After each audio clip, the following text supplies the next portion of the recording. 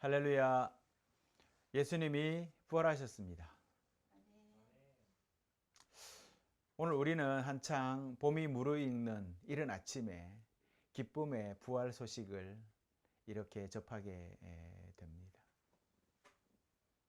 이 기쁨의 부활 소식을 나눌 때 우리 마음에는 슬픔이나 걱정, 두려움 같은 것들은 전혀 찾아볼 수가 없습니다.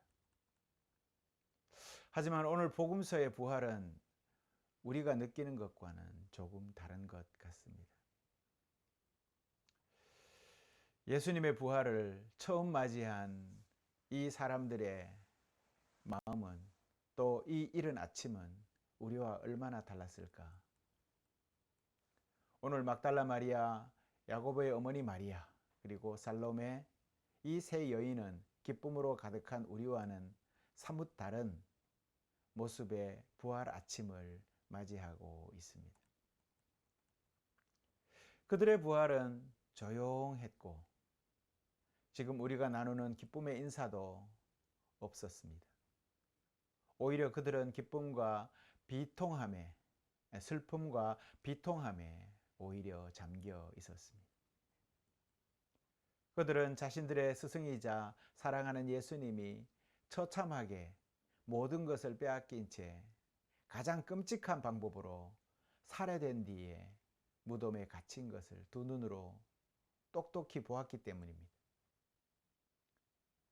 묻힌 때는 해가 지고 안식일이 다가오는 날이라서 마을에 있는 가게들은 이미 모두 문을 닫고 이들이 시신에 발라드릴 기름조차 구할 수 없었습니다. 이보다 더 큰 걱정거리는 설사 빈손으로 무덤에 간다 한들 무덤 입구를 가로막고 있는 거대한 돌을 누가 굴려줄 수 있을까 하는 걱정이 더 앞섰던 것입니다. 이들 마음은 오직 하나, 스승이자 친구인 예수님을 위해서 이 땅에서 마지막 장례를 치를 수만 있도록 누군가가 돌을 굴려 주기만을 기대하고 있을 뿐입니다. 그러니 이들의 마음이 어떻겠습니까? 안타까움과 불안이 복잡하게 뒤섞여서 이 무덤을 향하고 있는 여인들의 마음은 착잡했을 것입니다. 이들은 자신들을 기다리고 있는 기쁨의 부활 소식을 전혀 알지 못하고 있습니다. 왜냐하면 예수님이 돌아가시는 것을 두 눈으로 이들은 똑똑히 보았기 때문입니다. 그렇지 않습니까? 이 세상 누구도 죽음에서 다시 살아난 사람은 없기 때문에 당연한 일일 것입니다. 이미 죽은 사람은 그저 죽은 시신일 뿐이죠. 성경은 이런 상황을 이렇게 표현하고 있습니다. 서로가 말하되 누가 우리를 위하여 무덤에서 돌을 굴려줄까? 저들은 지금 서로를 바라보며 조용히 속삭이듯이 서로에게 근심 섞인 말로 이야기하고 있는 것입니다. 지금 이들은 위험한 상황을 자초하고 있는지도 모릅니다. 로마 군인들은 예수와 관련된 모든 사람들을 탐문하고 잡아내기 시작을 하고 또 그렇게 예수와 동일하게 취급할 것이기 때문입니다. 언제 이들도 예수님처럼 정말 어려운 일을 당할지도 모를 일입니다. 극단적으로는 죽음에 이를지도 모릅니다. 그럼에도 불구하고 여인들은 주님을 사랑해서 위험을 무릅쓰고 자기 목숨까지 걸어가면서 이 무덤에 찾아온 것입니다. 하지만 여인들이 도착했을 땐 이미 무덤의 돌은 굴려져 있었고 흰옷을 입은 청년이 마침 그 자리에 기다리고 있었습니다. 여인들이 놀랐습니다. 여러분, 이 청년이 누구였을까요? 어디서 와서 이곳 무덤에 있었던 것일까요? 그들은 그의 말에 놀라움을 금치 못했습니다. 너희가 십자가에 못 박힌 나사렛 예수를 찾는구나. 그가 살아나셨고 여기 계시지 아니하니라. 보라, 그를 두었던 곳이니라 하고 이야기합니다. 우리의 이야기는 세 여인이 완전히 겁에 질려서 아무에게도 아무 말도 하지 못하면서 이렇게 끝이 나는 복음서를 보게 됩니다. 마가복음서는 사복음서 중에 유일하게 부활하신 예수님이 등장하지 않는 그런 복음서입니다. 많은 학자들은 마가복음의 실제 복음은 바로 여기 8절로 끝이 난다. 그 뒤에 이어지고 있는 우리가 지금 보고 있는 복음서는 후대에 추가되었다라고 학자들이 이야기를 합니다. 여러분, 오늘 이 세 여인이 예수님의 부활 소식을 듣고 아무 말도 하지 못했습니다. 하지만 분명 그들 중 누군가는 이 사실을 많은 사람들에게 이야기했을 것입니다. 만약 그들이 이런 말을 하지 않았다면 지금 우리가 이 부활 소식을 듣지 못했을 수도 있었을 것입니다. 그리고 오늘처럼 예수님의 부활을 축하하며 기뻐하는 예배를 드리려고 이 자리에 모이지도 않았을 수도 있습니다.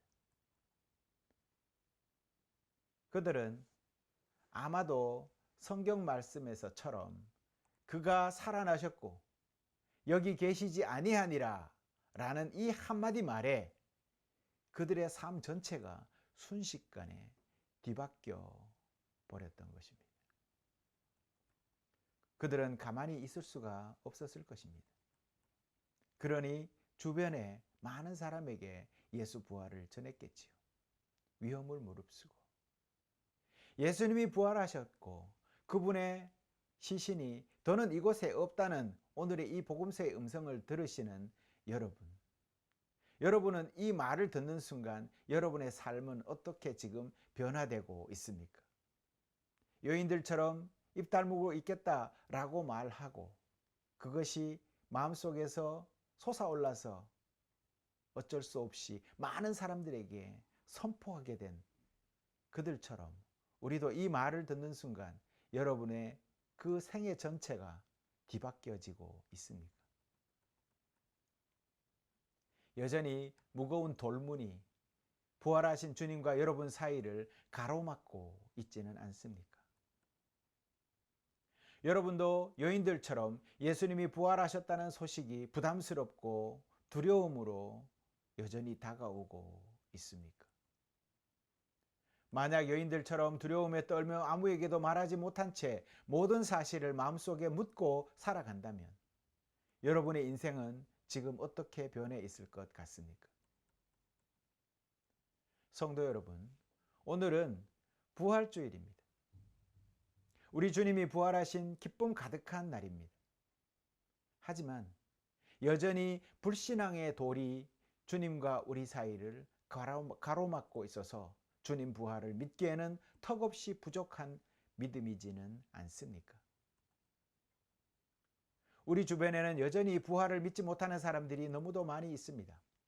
심지어 일평생 부활을 부정하기 위해서 연구에 몰두하는 사람까지도 있습니다. 그들이 주장하는 논리는 부활이 사람들에게 희망과 위로를 주기 위해서 초대교회 교인들 사이에서 암암리에 퍼진 아름다운 소문일 뿐이다 라고 말하는 것입니다. 실제로는 부활이 일어나지 않았다라고 주장합니다. 하지만 성도 여러분, 명확한 부활의 증거가 있습니다.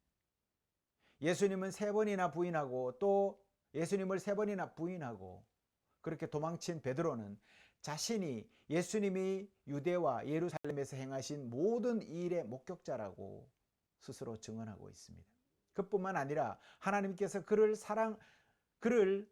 사흘 만에 죽은 자 가운데서 살리시고 모든 사람에게 나타나시게 하셨지만 모든 사람이 아니라 하나님께서 증인으로 택하신 우리, 즉 그가 죽은 후 그와 함께 먹고 마신 사람에게만 나타나셨고 라고 말을 합니다.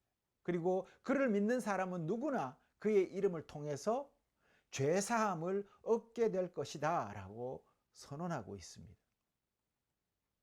누구를 얘기하는 겁니까? 그를 믿고 따르는 이들, 그들에게 나타나셨다. 바로 우리들입니다. 바울은 또 이렇게 얘기합니다. 바울은 예수님의 부활을 목격한 500명에 대해서 이야기하면서 자신이 부활하신 주님을 직접 만났던 일을 고린도전서에서 자세히 기록하고 있습니다. 고린도전서 15장 3절에서 8절에 기록이 되어 있는데요. 내가 받은 것을 먼저 너희에게 전하노니 이는 성경대로 그리스도께서 우리 죄를 위하여 죽으시고 장사된 바 되셨다가 성경대로 사흘 만에 다시 살아나사 게바에게 보이시고 후에 12 제자에게와 그 후에 500여 형제에게 일시에 보이셨나니 그 중에 지금까지 대다수는 살아있고 어떤 사람은 잠들었으며 그 후에 야고보에게 보이셨으며 그 후에 모든 사도에게와 맨 나중에 만삭된 자기에게도 보이셨다 라고 증언합니다. 이처럼 부활을 목격한 수많은 이들이 예수의 부활을 믿어서 하나님의 선물인 영생을 받으십시오 라고 이렇게 호소하고 있습니다.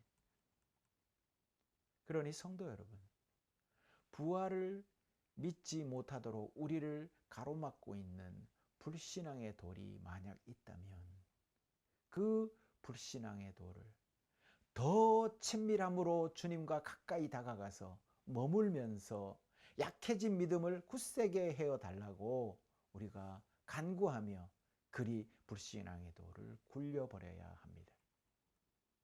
그런 성도님들이 되시기를 바랍니다.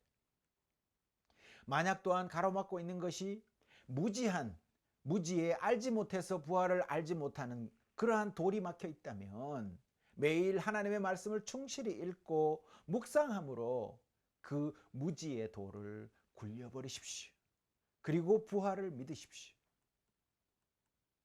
그리고 우리에게 상황을 똑바로 보지 못하게 하는 어두운 눈을 가리는, 어둡게 눈을 가리는 돌이 있다면 주변 사람들의 어려움을 보고 도와줄 수 있는, 그래서 그들과 함께 하나님의 복음을 살아낼 수 있는 그러한 모든 성도들이 되어야 하겠습니다.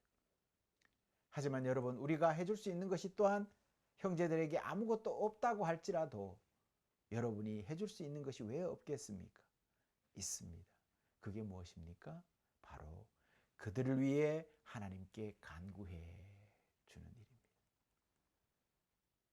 그리고 그렇게 기도할 수 있는 것은 여러분이 저들의 상황에 공감하기 때문이고, 그런 마음에 하나님께서 보다 구체적인 도움의 손길과 방법을 열어주셔서 그리 눈을 가렸던 그 상황을 보지 못하는 가린 눈을, 그 막힌 돌을 무너뜨리고 굴려버릴 수 있게 하실 것입니다. 지금도 우리 주변에는 수많은 전쟁이 일어나고 있습니다.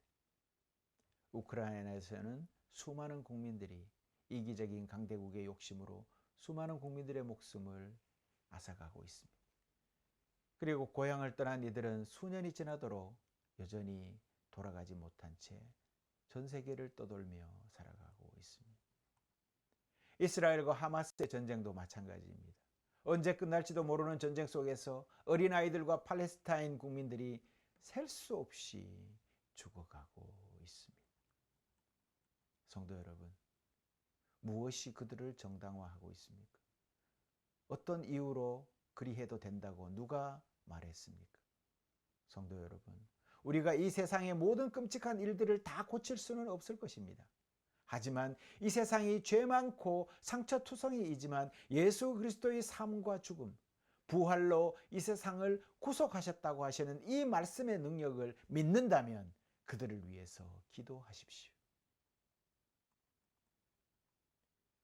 부활의 믿음으로 우리 눈을 가리고 저들의 아픔을 외면하려는 소경의 돌, 불신앙의 돌, 무지의 돌을 굴려버리십시오.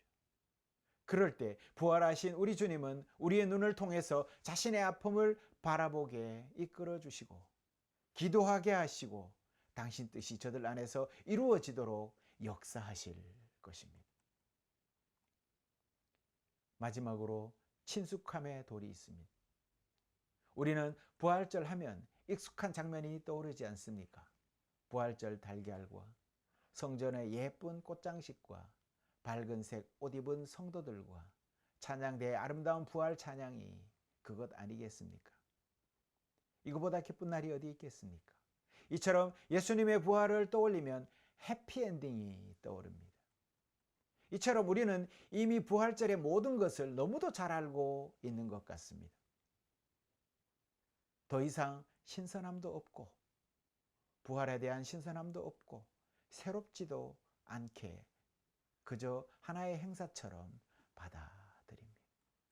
그저 1년에 한 번 치르는 행사쯤으로 여기는 것은 아닌지 생각해 봅시다.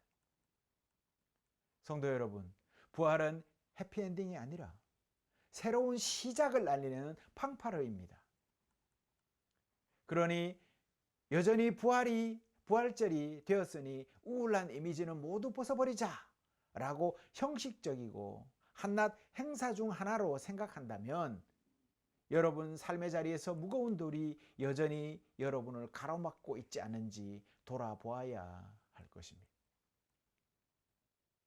그러나 주님 부활이 여러분 생각과 감정에 친밀하게 들려지신다면 이미 여러분과 예수님 사이에 놓인 돌은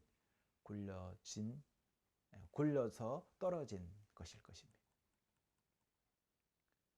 그가 살아나셨고 여기 계시지 아니하니라 보라 그를 두었던 곳이니라 라는 이 음성에 여러분은 이제 여호와는 나의 힘이시오 나의 노래시오 나의 구원이 되셨나이다 라고 말할 수 있게 된 것입니다. 예수 그리스도께서 우리를 위해 의의 문을 열어주셨으니 그 문으로 들어가 주께 감사를 드리자. 이날에 주님께서 행하셨으니 우리는 그 안에서 기뻐하고 즐거워할 것이다. 할렐루야. 예수 그리스도께서 부활하셨습니다. 주님은 참으로 부활하셨습니다. 할렐루야. 기도하시겠습니다.